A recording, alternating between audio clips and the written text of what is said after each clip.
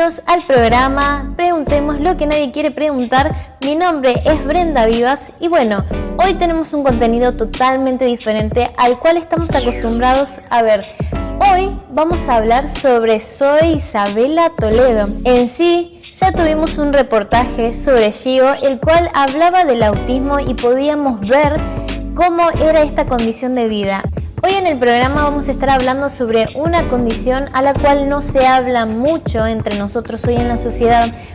Sabemos que el programa se llama Preguntemos lo que nadie quiere preguntar y hoy vamos a ver una condición de vida totalmente diferente. Fuimos a hablar con la doctora, fuimos a hablar con la madre y ellas dos, tanto médicamente como una madre, nos van a estar contando cómo es vivir con esta condición de vida. En sí, Zoe parece tener la condición, los doctores le han dicho la condición, pero es algo a lo cual no se nota en ella. Hola, mi nombre es Luisina, soy mamá de Zoe Toledo. Vengo a contar la condición con la que ella nació. Zoe desde el embarazo, desde la semana 16 de embarazo, fue diagnosticada con mielomeningocele y seguido de hidrocefalia. Cuando nosotros nos enteramos de esta condición fue bastante impactante. Nos derivan desde Marcos Juárez hacia la ciudad de Córdoba a hacer los controles allá porque allá tienen toda la información sobre esta condición. Así que lo que hicieron primero es estudiar el caso y entre medio del embarazo hubo 2 amenazas de aborto espontáneo, la cual fue a la semana 20 y después la otra fue a la semana 27 de embarazo. Esto ponía en riesgo la vida de Zoe porque ella no podía nacer con esta condición en esa edad gestacional. Así que pasamos porque fue en conjunto, en familia, pasamos sobre un embarazo de alto riesgo continuamente. Si bien había información médica, la familia apoyaba y todo, no es algo que se pueda sobrellevar tan naturalmente porque son cosas que uno desconoce, porque uno lo ve en la tele, lo ve en redes sociales y uno nunca se imagina que le puede llegar a tocar a uno, y cuando le toca a uno no entendemos qué es lo que está pasando. Se va la mía, chao, decirle, chao. Chao, se va la mía, chao, decirle, chao. Zoe nace en Córdoba a la semana 38, llega a la semana 38, nace en Córdoba. Ella cuando nace es sometida a las 24 horas a una cirugía de cierre de mielo, porque ella nace con el mielo abierto. Entonces los médicos lo que hacen es tratar de acomodar como podían los nervios dentro de la columna, y su diagnóstico médico era que ella no iba a tener movilidad en sus piernas, que iba a tener problemas en la vejiga, que iba a tener problemas en todo lo que implicaba de la mitad de la columna para abajo, de todos los órganos y de sus miembros inferiores. Entonces esto fue muy impactante porque a pesar de que estaban los médicos que explicaban y todo, uno siempre se preocupa y tiene miedo porque son palabras que uno no entiende, los médicos explican y uno no entiende.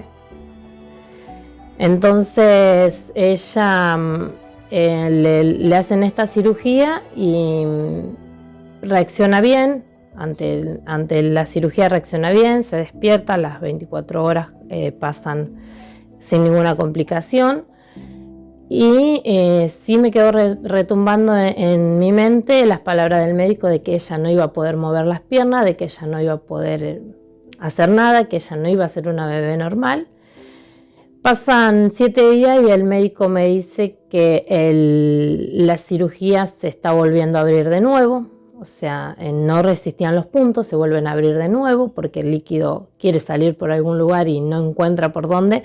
Entonces hace que los puntos se abran y empieza a salir el líquido por la columna nuevamente. Esto requiere que se pida urgente una válvula cerebrovascular para trabajar el líquido que ella estaba perdiendo en ese momento.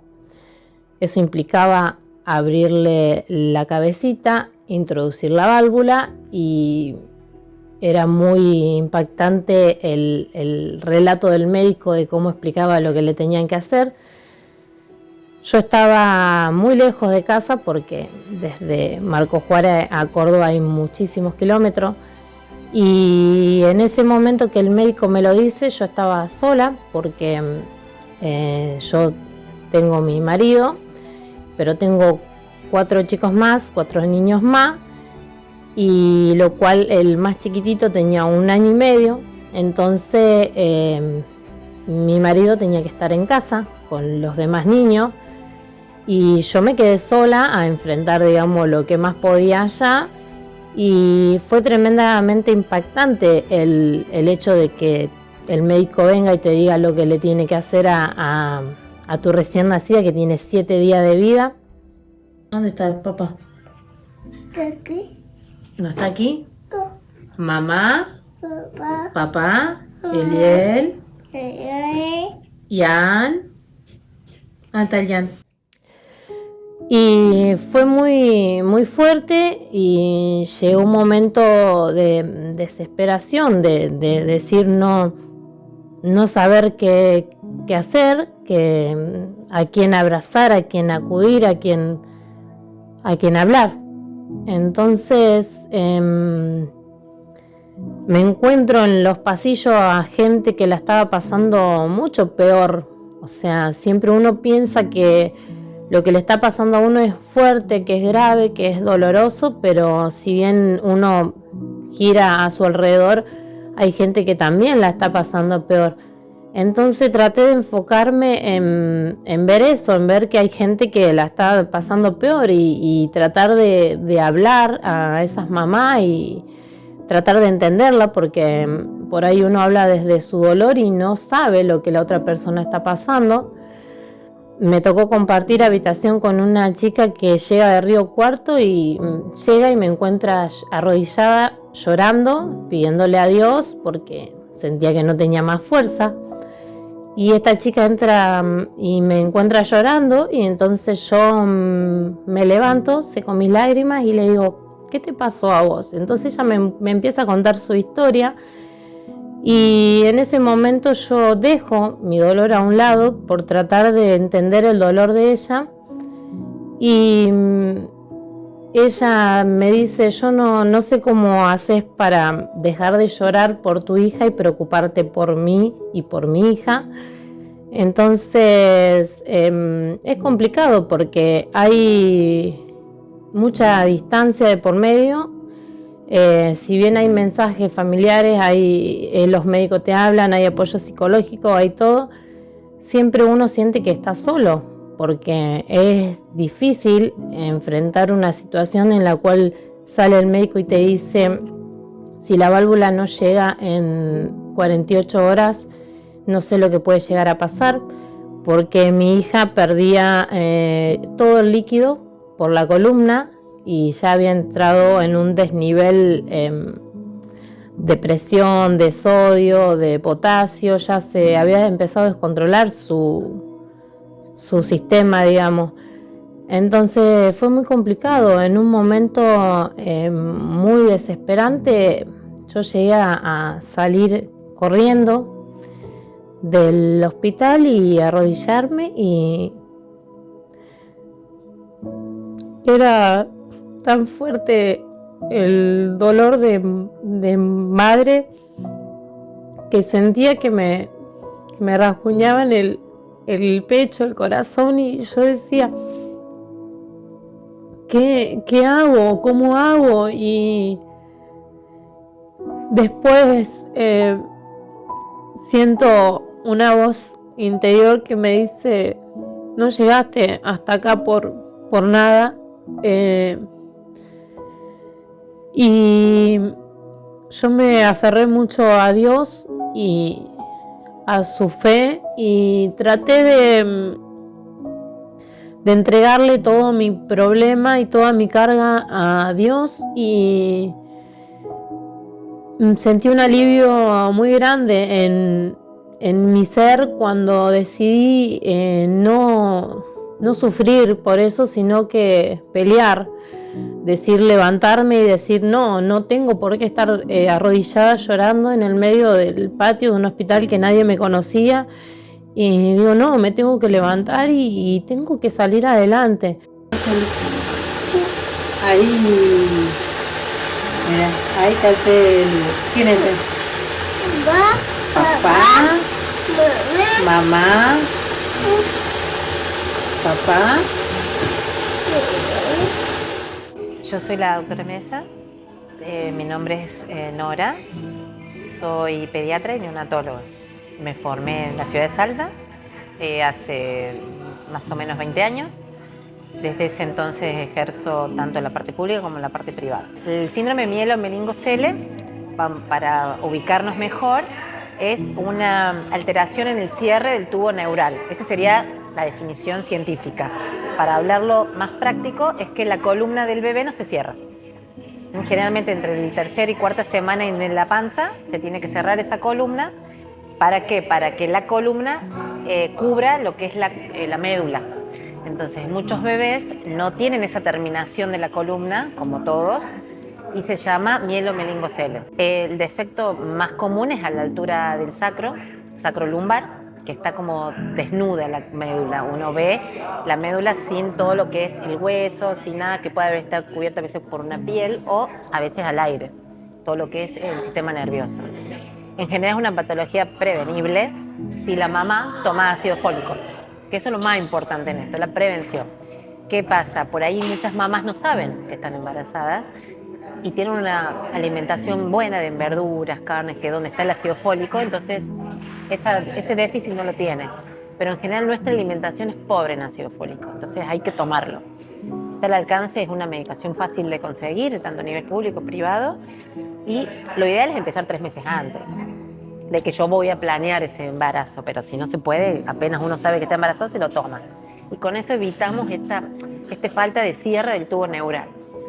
Es una patología que cuando los papás se enteran, porque se hace el diagnóstico prenatal, o sea, no es que ha habido casos, ¿no? Pero con una ecografía lo podés diagnosticar. Entonces, ahí ya tenemos 2 cosas.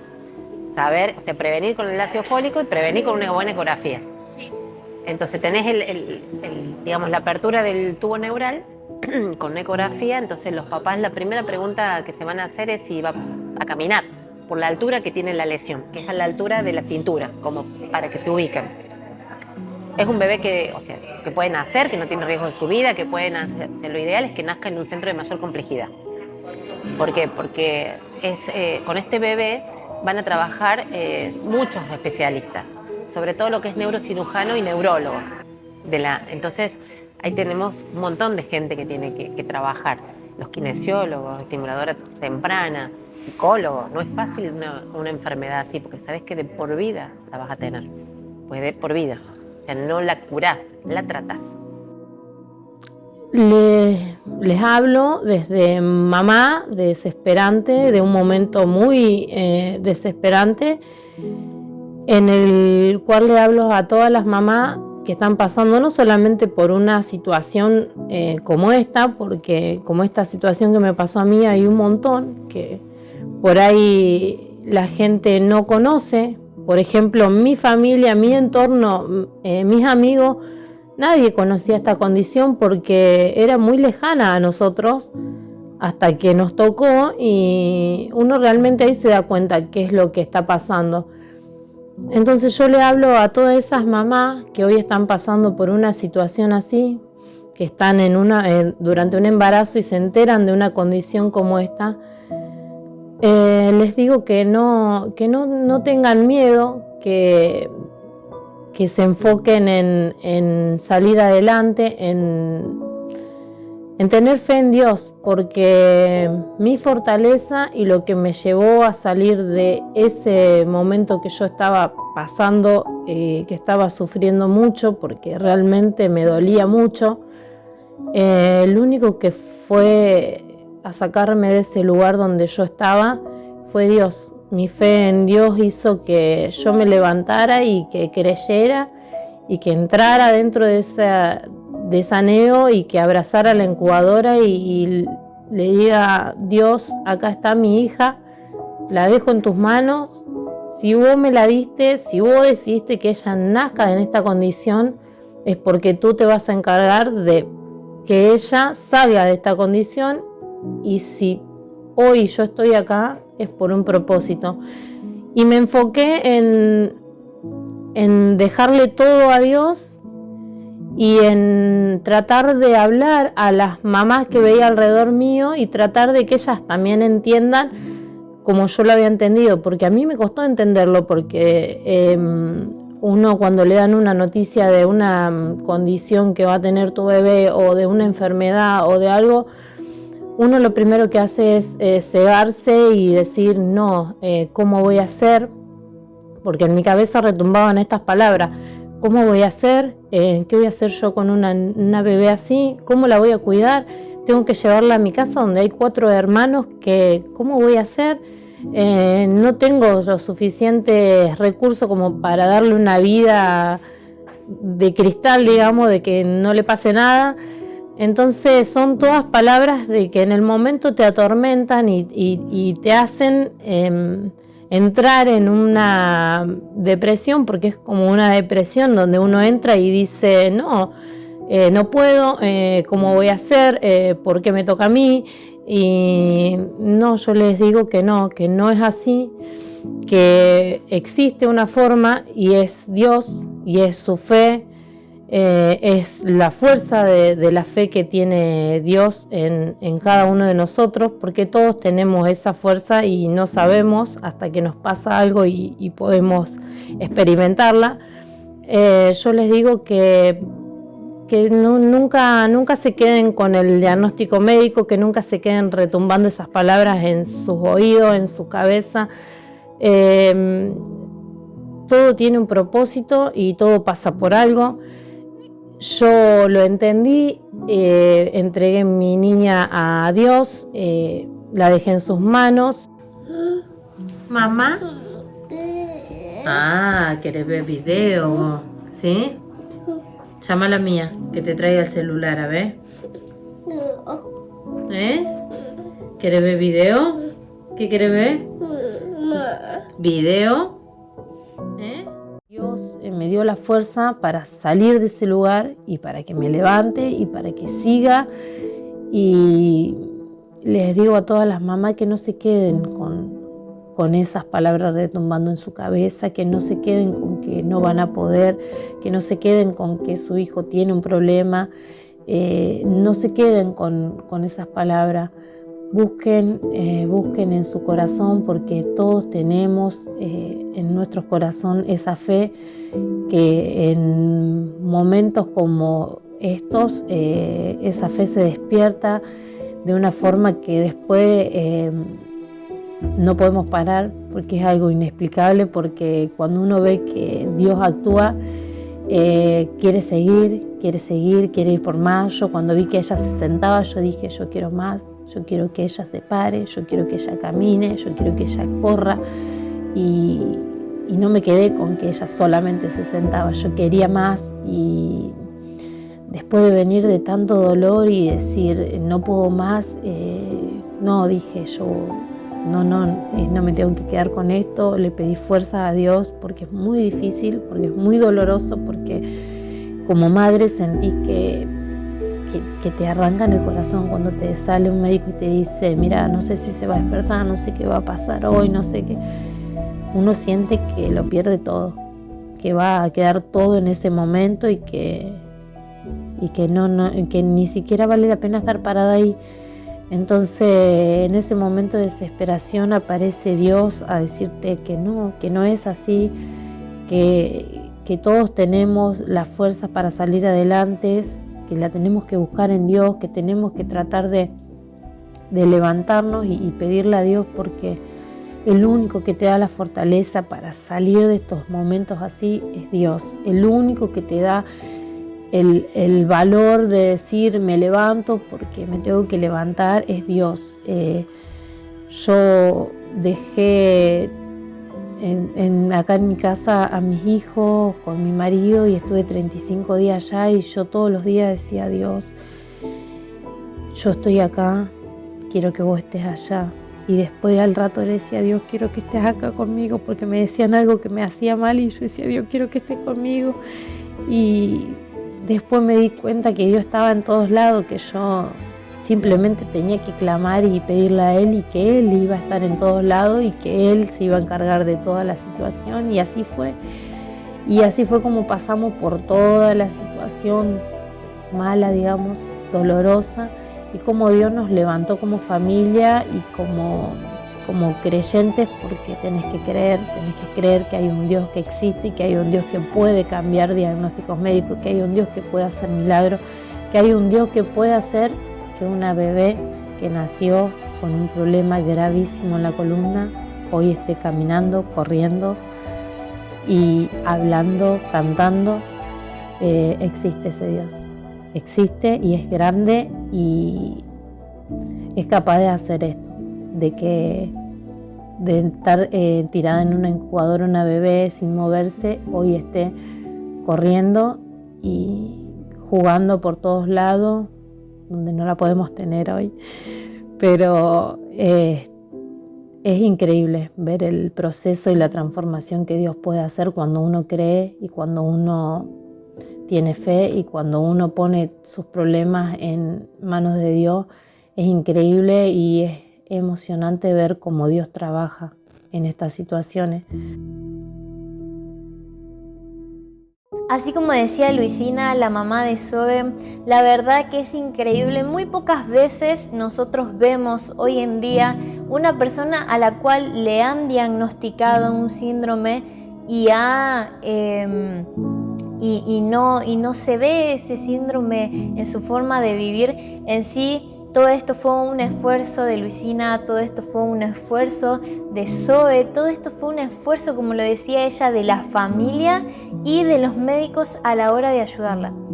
Pero quiero que hoy vos penses, no sé si vos hoy estás pasando por esta situación o tenés algún familiar en el cual esté pasando por esta situación. Luisina decía algo muy importante y quiero recalcar eso, que al igual que el reportaje de Gio lo hicimos, quiero recalcar que Luisina decía que cuando ella estaba pasando por todo este proceso, aún sabiendo que tenía a su hija recién nacida con ella en Córdoba, ella sabía que tenía 4 niños más en su casa, a los cuales estaba a más de 250 kilómetros.